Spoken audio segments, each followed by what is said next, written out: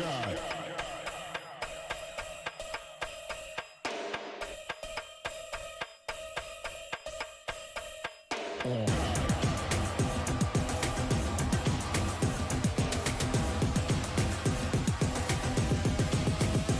me what you got. Back down, up, back down, back up. Back down, up, back down, back up. Back down, up, back down, back up. Back down, up, back down, back up. Back down, up, back down, back up. Back down, up, back down, back up. Back down, up, back down, back up. Back down, up, back down, back up. Back down, up, back down, back up. Back down, up, back down, back up. Back down, up, back down, back up. Back down, up, back down, back up. Back down, up, back down, back up.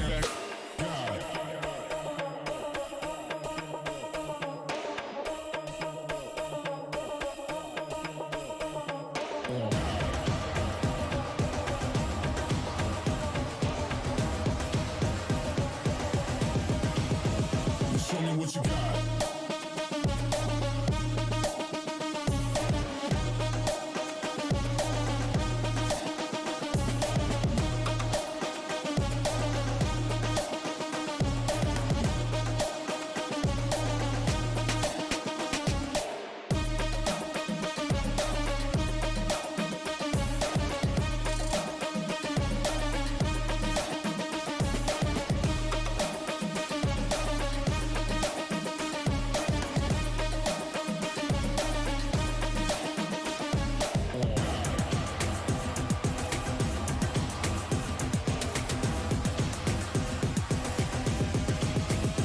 Show me what you got. Down, up, back, back, up, God. Down, up, back, back, God. Down, up, back, back, up, God. Down, up, back, back, God. Down, up, back, back, up, God. Down, up, back, back, God. Down, up, back, back, up, God. Ain't no reason to back down, so step it up. God. Down, up, back, back, up, God. Down, up, back, back, God. Down, up, back, back, up, God. Down, up, back, back, God. Down, up, back, back, up, God. Down, up, back, back, God. Down, up, back, back, up, God.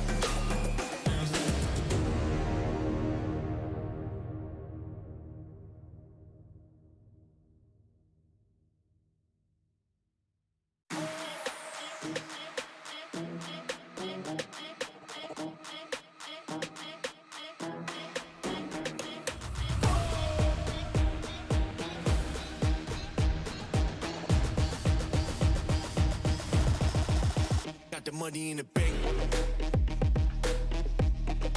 Hit you with the. Hit you with the bank. Hit you with the. Hit you with the 808. Hit you with the. Hit you with the 808. Bang to the break. Bang to the break. Bang to the break. Bang, bang, bang, bang, bang. I'm a boss, and you know that I'm finna shine. Got the money in the bank.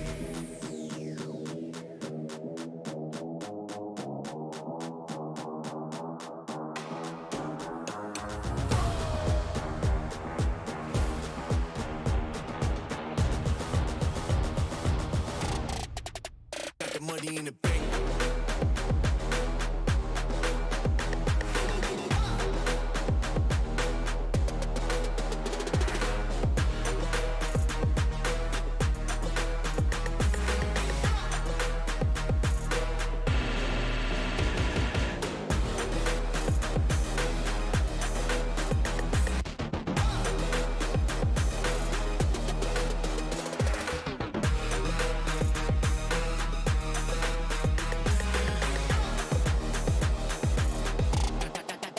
Got the money in the bank. Bank, bank, bank, bank, bank, bank, bank, bank, bank, bank. Got the money in the bank. Hit you with the 808. Hit you with the. Hit you with the bank. Hit you with the. Hit you with the 808.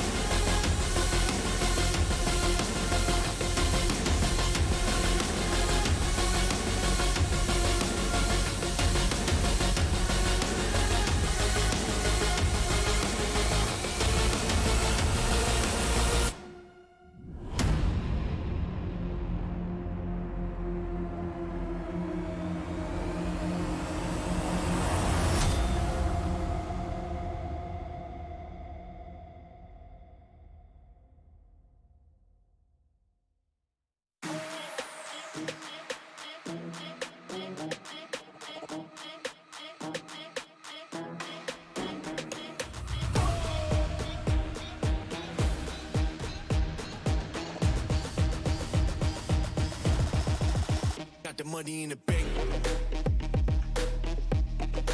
Hit you with the. Hit you with the bank. Hit you with the. Hit you with the 808. Hit you with the. Hit you with the 808. Bang to the break. Bang to the break. Bang to the break. Bang, bang, bang, bang, bang. I'm a boss, yeah, you know that I'm finna shine. Got the money in the bank.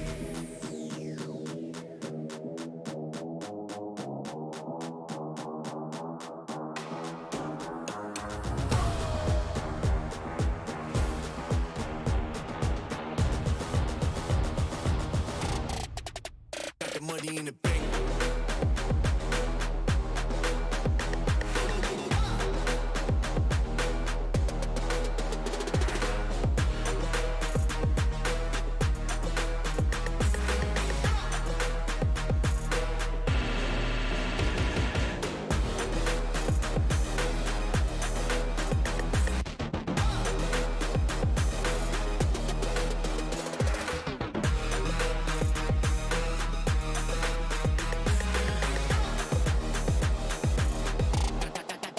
Got the money in the bank.